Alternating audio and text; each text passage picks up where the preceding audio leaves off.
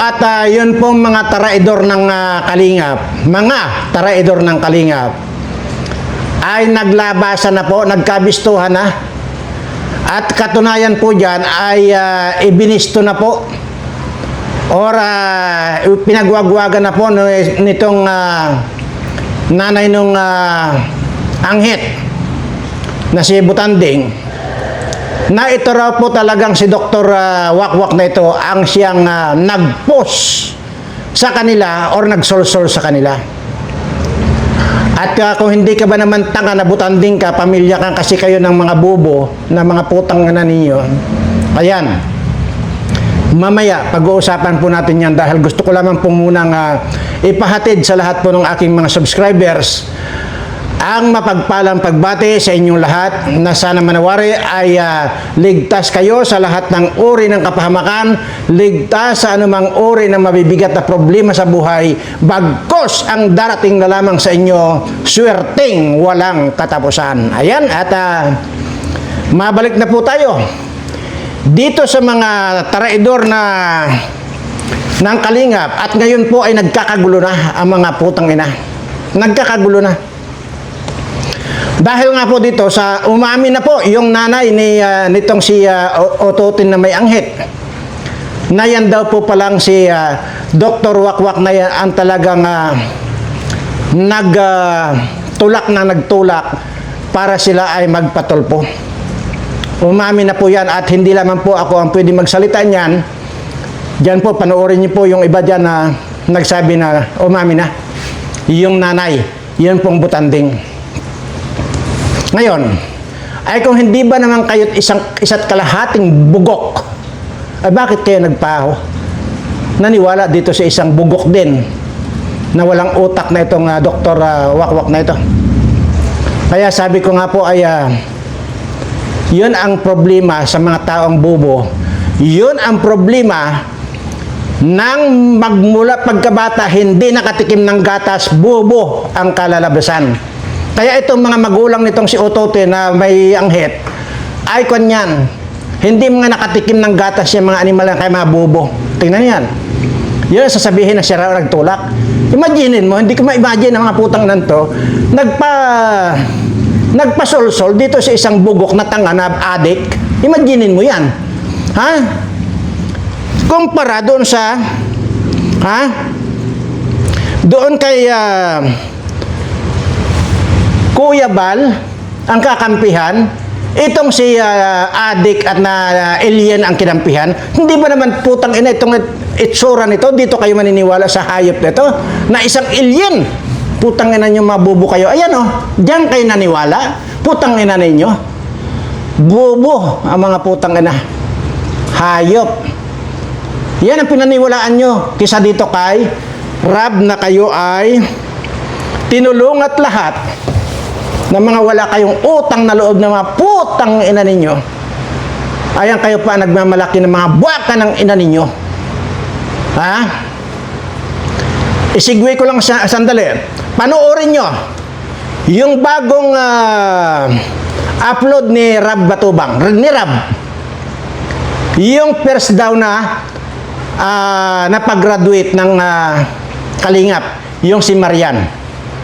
Ikaw Butanding at ikaw anghit at saka yung tatay mong bobo na tamad na sa bungiro, panoorin nyo yung si Marian na pinagraduate ni Rab sa Kalingap. At tingnan ninyo, panoorin nyo yung mga message doon ng nanay ni Marian at mismong si Marian. Yun ang sinasabi ko sa inyo kung bakit sumausaw ako dito sa Kalingap, dahil lahat yan napapanood ko ang programa nitong si Rab. Ay kung tarantado ba yan, mga umaapi yan sa tao, papanoorin ko ba yan? At ipagtatanggol ko ba yan ng ganyan na lang?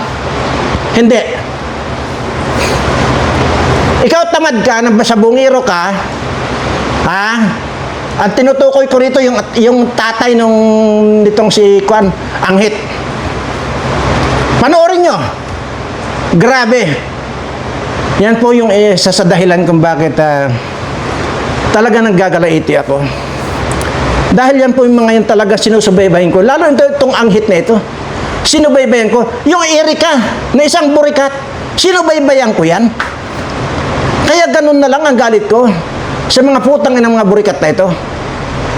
O ngayon, saan papupulutin itong Dr. Wakwak na ito? Hayop na to. Ang balita ko, babalik daw sa Kalingap. Naku po.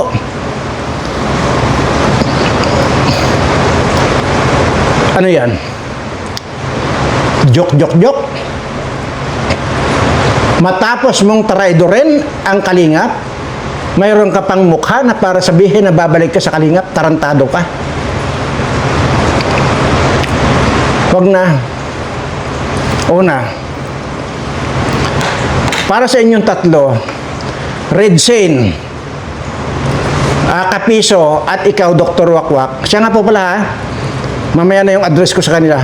Pinapabatid ko lang po na yan pong tatlo na yan ay nag-aaway-away na. At ang balita ko, kanya-kanya na raw pong hasa ng mga itak nila. Dahil magbabakbakan tong tatlo na ito. Kasi nag-aagawan. Mga putangan to. Tingnan nyo. Balita ko lang yan. Pare-parehas naghahasa na raw ng itak. Kasi siguro magtatagaan itong mga putangan to. Ibang klase rin yan. Talagang desidido itong si Ikwan.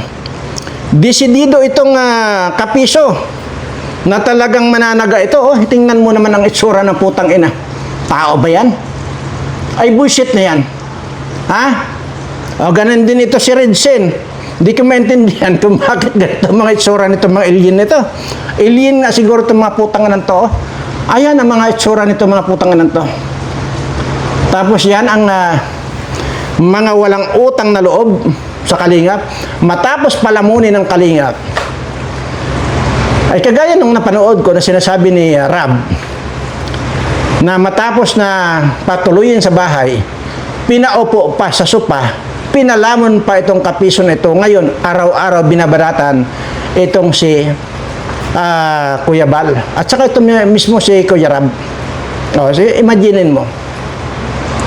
Kaya, ngayon, iba na ang kinakampihan nitong butanding na ito. Yung anak na may anghit.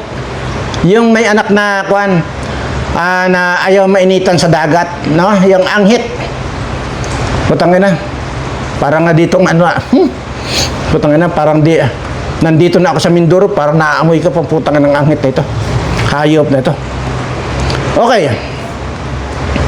Dahil dyan sa nagkakagulo na itong mga animal na ito, ang Birana Live Studio TV po ay open para tumanggap ng membro ng community. Okay? So, open po. Pero para lang po dito sa tatlo, kay Red Shane, kay Dr. Wakwak, at dito kay Kapiso.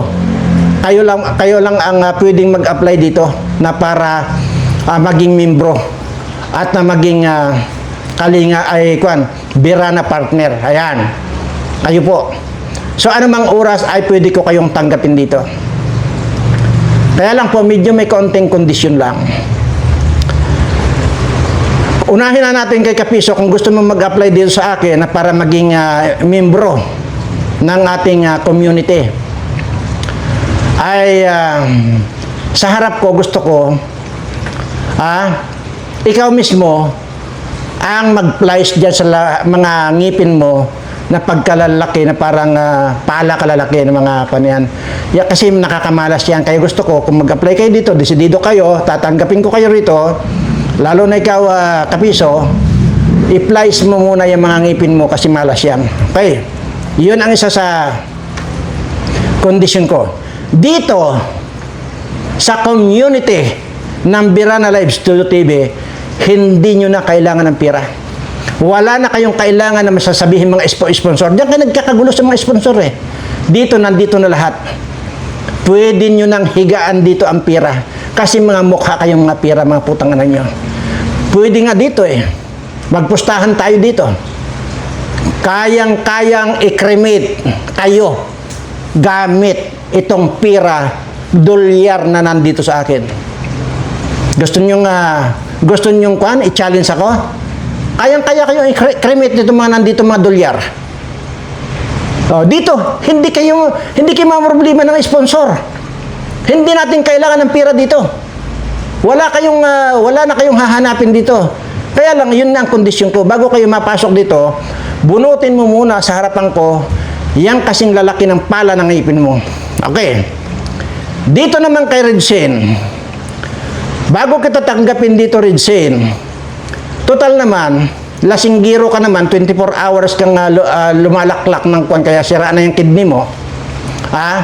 Gusto ko, ay, nakikita ba rito sa likod ko yung mga kwan? Yan po mga kulay itim na yan. Yan sa likod ko. Mga kwan po yan. Mga alak po yan na tiga 10,000 ang isa. Yan po nasa likod ko. Yung tatlong magkakasunod na itim. Yan sa likod ko. Kung di po ako nagkakamala na sa kwan yan, 10,000 po yata ang isang buti niyan. Yan. Yan tatlong buti na yan ay ipalalaklak ko sa iyo. Gusto ko one shot. Laklakin mo lahat yan. Total, lasinggiro ka naman. Ayan. Bago ka makapasok dito sa community ng Berana. At ikaw, Dr. Lab, or Dr. Wakwak, Dr. Bayag, total, wala ka na mapupuntahan. Isinuka ka na itong create mong itim guwapa, sila mismo ang nagsuka sa iyo. Ibang klase, wala ka na mapupuntahan. Hindi ka na rin tatanggapin ng Kalingap. I'm telling you. But, kung halimbawa tanggapin ka pa ni Kuya Bal, I will. Wala na akong masabi doon. Pero I don't think na sa pantatraidor mo, I don't think na tatanggapin ka pa. So, wala ka na mapupuntahan. Dito ka na pumunta sa akin. Kaya lang, may isang kondisyon din ako sa iyo. Itali ko yung liig mo, tapos ipahila ko dito sa traktura na nandito sa akin. Gusto ko mabunot yung ulo mo. Kasi nandyan yung natitirang residyo ng hinihigop mo or sinisinghot mo. Yun ang kondisyon ko. Kasi mga putang ina ninyo bullshit kayong hayop kayo. Anyway, tapos na po tayo dyan. Inuulit ko lang ikaw butanding at saka yung asawa mong tamad. At ikaw ang hit, panoorin mo yung bagong upload ni Rab tungkol doon kay Marian na nag-graduate na. Imaginin mo, talagang si Marian na yan, sinubaybayan ko rin po yan magmula nung unang matagpuan yan. Pero never ako nag-mention sa lahat po niya na Angel line. Never ako nag-mention dyan. No. Nasubaybayan ko po yan talagang desididong makatapos. At yan nga po nakatapos na. Hindi kagaya nitong kay Kwan, pinabahayan lang, nagyabang na, tapos naghahangad pa nang madistrong ka yung singit ng animal na ito. Sa halip na mag-aral, yung kamanyakan, ang inaasikaso ng gagang yan. Anyway, tapos na tayo dyan mga putang na nyo. Kahapon po, ay sinabi ko na ginawa ko na po yung chiki kahapon. At ipinakita ko na nga po rito yung ginawa kong chiki at ito na nga po. Mali po pala yung aking ginawa. Kasi na dito sa wordings, 1,500,000 only. Ayan po Pero doon po sa Kwan, sa amount mismo, 1 million lang. Samantalang dito, 1,500,000. Okay? So, nandun naman po yan sa video na nagkamali ako. Nakalagay naman po yan. Kaya ngayon, ay pupunitin ko po ito. At hindi naman talaga uobra yun. Ayan. Pinalitan ko na po. Yan na po siya ngayon. Ayan po, oh. Ayun, 1,500,000 na po yan. So, ibig sabihin, 1.5 million.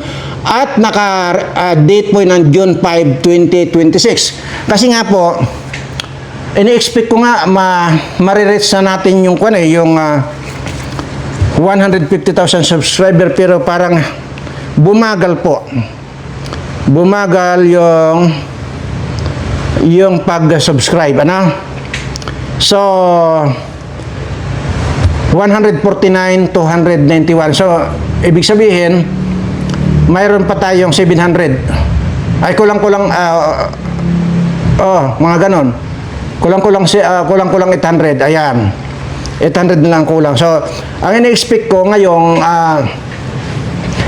araw na ito may simulan ko na yung raffle. Ganun pa man, wala naman pong diferensya itong date. Kasi itong June 5, 2028. So maaari naman siguro sa mga isang buwan, siguro naman ma-reach na natin, 800 na lang po ang kulang.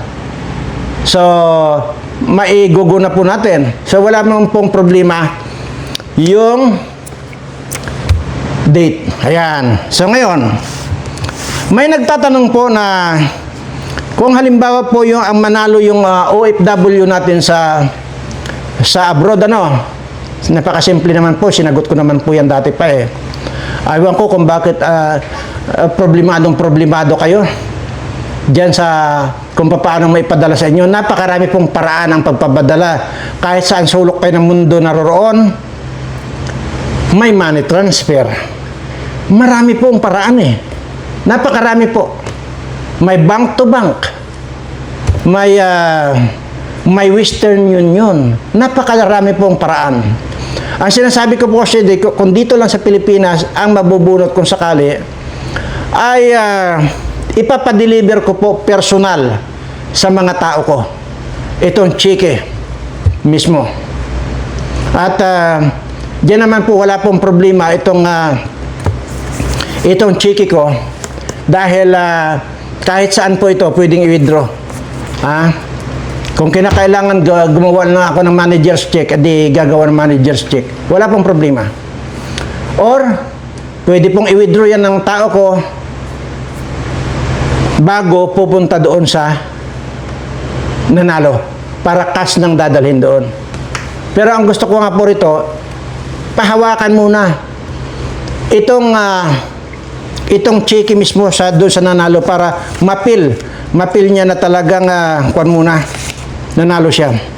At tandaan niyo po, ito pong cheque, tandaan niyo po yung serial number. Kung ano po yung serial number na nandyan, yan din po yung marireceive nung mananalo. Kaya po, pinapaunahan ko na lang kayo, ito ang ginawa ko, ito rin po yung i-deliver doon sa mananalo. Kaya sa totoo lang po, excited. One year mahigit na po itong excited ako. Dahil 1 year mahigit na nung sinasabi ko na sikapin ninyo na makompletong 150,000 subscriber itong YouTube channel natin at magra-raffle tayo ng 1.5 million. Pero tuloy-tuloy lang po yung inyong pagsusubscribe. Tuloy-tuloy lang po at ipunin nyo lang po yung inyong katibayan na nag-subscribe kayo. At ipadala nyo po yan doon sa Tariq Hassan Mirza na messenger. Sinabi ko na po nilagay ko na po dyan yung pati yung cover photo at saka yung profile picture niya para hindi kayo maligaw kasi napakarami pong Tariq Hassan Mirza. Yung iba sinasabing hindi makapasok, ay ewan ko, hindi ko po alam yan. Basta ang sa akin lang, na raw halos wala na pong halos wala nang pahinga yung sekretary ko. Saka katitingin ng mga pinapadala ninyo. Ang tandaan nyo po, pag hindi kayo ni-like nung sekretary ko, ibig sabihin, either mali yung ginawa ninyo. Either nag-subscribe kayo pero hindi nyo pinindot yung bill. Kaya kailangan po, pindutin nyo yung bill. Pagka ganun po, kasi dinidelete na po yan ng aking sekretary. At wala nang maraming salita. Yun lang pong kompleto at tama na nakasubscribe kayo plus napindot ninyo yung all at saka yung notification bell, yun po. Pero kung kulang, hindi po kayo nilalike na sekretary ko. Yan po ang tandaan ninyo. Okay, sana po nagkakaintindihan tayo dyan. At isigwi lang po natin muna itong mga putang ng mga politiko na ito, lalo na dyan sa Senado. Hanggang ngayon po ay walang ginawa sila kundi ang mag-isip kung paano i-audita na naman yung kasalukuyang presidente ng Senado. Tingnan mo itong mga putang inang mga hayop na ito. Sinabi ko na sa inyo, pag nagkataon, tutudasin ko kayong lahat ng putang ano nyo. Puro pahirap ang ginagawa nyo sa tao. Wala na kayong ginawang matino. Wala na kayong wala na kayong ginawa para sa kaalwanan o sa benepisyo ng ating mga kababayan. Puro ang ginagawa ninyo, puro mga kahayupan, puro paghihirap sa ating mga kababayan. Ang mga pinaggagawa ninyo, mga animal kayo. Pinapasahod namin kayo, mga hayop kayo. Ay ganyan ang mga pinaggagawa ninyo, mga buwaka ng ina ninyo. Ayan. At ayan po, namnamin niyo po ito ha. Ito po yung Team Guapa na ngayon ay wasak na. Wasak na po itong Team Guapa. Dahil dito kay kung pagbabasihan po natin itong comment nung butanding dito sa live ni Dr. Wakwak, wala na po ang Team Guapa. Pero ito po yung ipapakita ko lang po yung mga Team Guapa. Ayan po ha. Ayan. Puta ganyan, parang mga alien, parang mga demonyo itong mga animal na ito. Oh, parang mga alien. Lahat. Oh, pati itong si Salcido na matakaw sa isdang burat. Kaya nagkakaalmuranas tong hayop na ito. Maging patula, maging upo, inuupuan na itong gagong ito, kaya nagkakaalmuranas ng buisit na ito.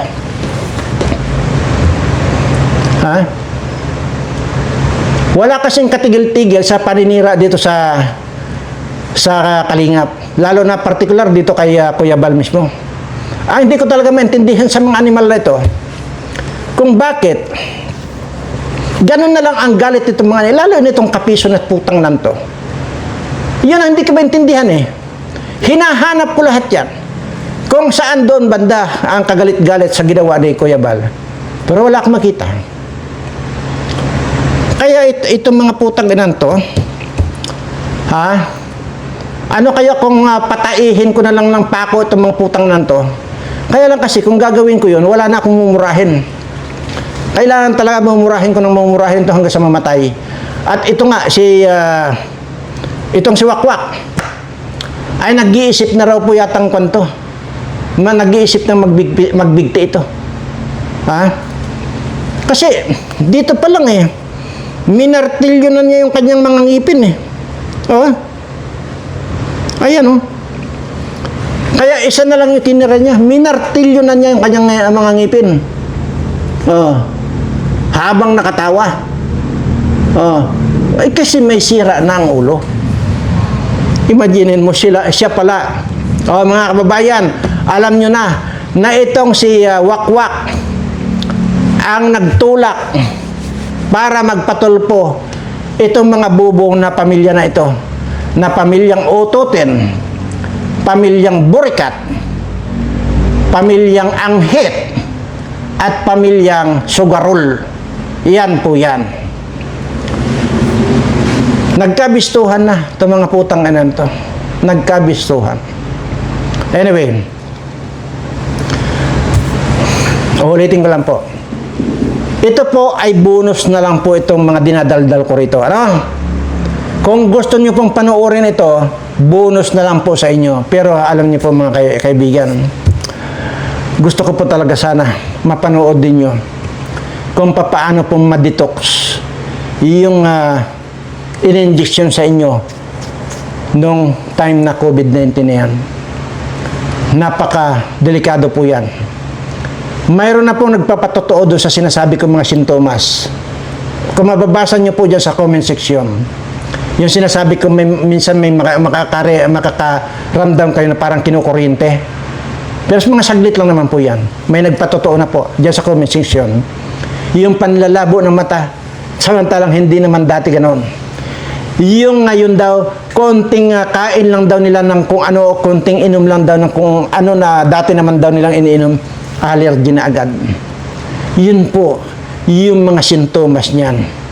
Yan po ay nagde-develop na ng kanser. So bago pa lang po tumalab sa inyo ang kanser, at bago pa lang magpagamot kayo, magpa-dialysis kayo, yan pong itinuro ko na nandyan. Sabi ko nga po sa inyo, huwag ako ang tanungin ninyo kung ano yung title. Kung hindi nyo makita, nandyan lang yan. Isa-isahin nyo yung video ko dyan. Hindi naman computer itong ulo ko na matandaan ko kung anong title yan. Nandyan lang yan sa Birana Live Studio TV. Bakit ito ang gusto kong i-post sa inyo? Unang-una, pag hindi kayo naggamot, natanggal yung mga lead content sa katawan nyo, cancer kayo. Kaya sinasabi dyan ng World Health Organization, sa 2030, halos lahat o lahat ng mga nakapagpabakuna ng COVID-19 ay mamamatay sa 2030. Ngayon, talagang halos lahat. Ngayon, madalang yung mga kuwan. Hindi ko pa nga kilala yung mga hindi nagpabakuna. Pero mayroon naman hindi talaga nagpabakuna. Kung mangyari yun, na magkamatay kayo lahat yung mga nabakunahan, ako na lang pala ang matitira? Ganon? So, anong gagawin ko rito sa mundong ito kung ako lang matira? So, doon na po, mayroon pa rin po akong gagawin kasi alam ko nga yung gagawin ko eh. Di ba itinuro ko na sa inyo? Para hindi ako malungkot, hindi ako maburyong, at itaas ko ulit yung kalikili ko, kakamutin ko ulit ng kamutin at kilitiin ko, matatawa ako mag-isa. Di ba itinuro ko sa inyo yan? Pero joke lang po yan. Dinadaan ko lang po sa joke, pero seryoso po ako. At nandyan po yan. Kung hindi po ako nagkakamali, 2 video po yata yung ginawa ko dyan. Meron dyan. Comment ng comment na hindi mo makita. Bakit yung iba nakita? May nagko-comment din dyan. Nakishare, nakita ko na. Pinapanood ko. Ginagawa ko na. Bakit yung iba nakita? Ikaw hindi ka na makakita? Tamad mo. Diyan po ako nabubuisit. Sarili nyo na lang na kaligtasan, ginagawa niyo pa yung kaingingan ninyo. Yun ang sinasabi ko po sa inyo. Ako po dito, sabi ko wala akong preno. Lalo na pagdating sa kalusugan. Kagaya ng sinasabi ko, huwag na huwag kayong bumili ng mga malalaki at magaganda, mga makikinis na mga carrots, potato, at saka mga sibuyas na yung galing pong China yan. At ang pinagtamnan po ng mga gulay na yan ay talagang contaminated na lupa yan, at napakataas din po ang lead content yan. At kung ano yung lead content na yan, yan po ang nakakakanser. Nandyan po lahat. Kahit na dumating man ang dilubyo dito, may itinuro akong panangga sa inyo. Kalamansi at saka sili. Idinimo ko pa rito kung paano i-process yung kalamansi at saka sili. Bumili pa ako ng rice cooker para i-demo para sa inyo. Kaya tingnan nyo na lang po, nandyan po sa video, isa-isahin nyo yung mga video dyan. Dahil hindi ko na matandaan kung ano ang title. Ganon ang mag-isip. Kaya ako nagagalit, sabi ko nga sa inyo, pag nagkamatay kayo sa 2030, wala na akong kasama rito. Sino na lang? Yung mga hindi nakapagpabakuna. Kayo naman pala. At sa kalamansi at sa kasili, hindi lamang po yung mga virus pa. Kung sakalit may dumating, hindi lamang po yun eh. Mayroon po nagpapatotoo. Ilang libo na po yung nagpatotoo dyan sa comment section. Na talagang sinubukan nila yung tinuro kong kalamansi at sa kasili. Nangati yung lalamunan nila. Sisipunin sila na ang katikati na yung lalamunan nila at ubo na matigas ang ubo. Isang spray lang nila sa lalamunan nila nung itinuro ko. Yung kalamansi at sa kasili, tanggal. Mayroon dyan isang buwan na hindi matanggal-tanggal yung kate sa lalamunan. Isang spray lang ng kalamansi at saka sili. Nandyan yan sa mga comment section. Kaya sinasabi ko po rito, kung mayroon man kayong dapat pag-aksayahan na panoorin, yan po yung mga makakatulong sa inyo. Yan ang panoorin ninyo. Hindi yung mga putang inang mga taraidor ng kalingap. Murahin nyo na lang yan. Pero huwag nyo panoorin ang mga video ng mga animal na yan. Murahin nyo. At itong mga itinuturo ko, dapat ito ang pinapanood ninyo dahil ito ang magliligtas sa tiyak na kamatayan sa 2030. Ayan. O kayong mga pandyan, pamilya Burikat. Ulitin ko, panoorin nyo yung bagong upload ni Rab.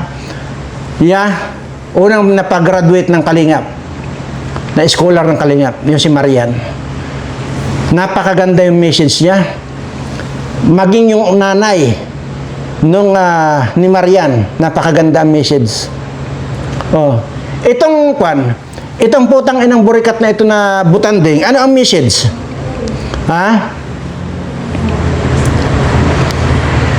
Ang message yan, yung magdrama. Saan ba yun? Na hindi raw siya alis sa Kalingap at utang niya lahat. Talagang utang nyo, pati yung kahuli-hulihang hininga ninyo, utang nyo talaga sa Kalingap yan. Ito na umano ng administrasyon ni... Oh my God, what is this? Gago. Saan ba yun? Bullshit kayo. Ang kakapal ng pagbumukha yung putang ina nyo. Ito! Araw-araw namin pagka. Ngayon ay sa plamahin tunay po ng kalingap. Kaya sa papasalamat ako. Hindi po namin masuklian kung paano po. Sa suklian ng ginagawa ng lahat. Papasalamat namin. Hindi po kami magpapago kahit kayo. Pangako po namin niya sa inyo. Pangako. Pangako na putang ina mo. Pero, sinulsulan ka lang nitong aswang na Dr. Wakwak na ito, nagpasulsul ka. Anong tawag dyan? Bobo ka, tanga ka. Wala kayong karapatan na dapat na buhay sa mundong ito dahil mga bobo kayo. Tama na nga ata, baka na putang ina to. Anyway, sa lahat po ng mga subscriber ko, pasensya na po kayo. Patawad po ang aking hinihingi sa inyo. Hindi ko lang po talaga kayang kontrolin ang sarili ko. Lalo na kung ganitong mga klaseng tao. Below the belt man, sinasabi niyo ang bunganga ko. Matalas man ang bunganga ko. Hindi pa rin po ninyo ako kilala. Hindi po yun ang tunay na ako. Kung makikilala nyo lang ako.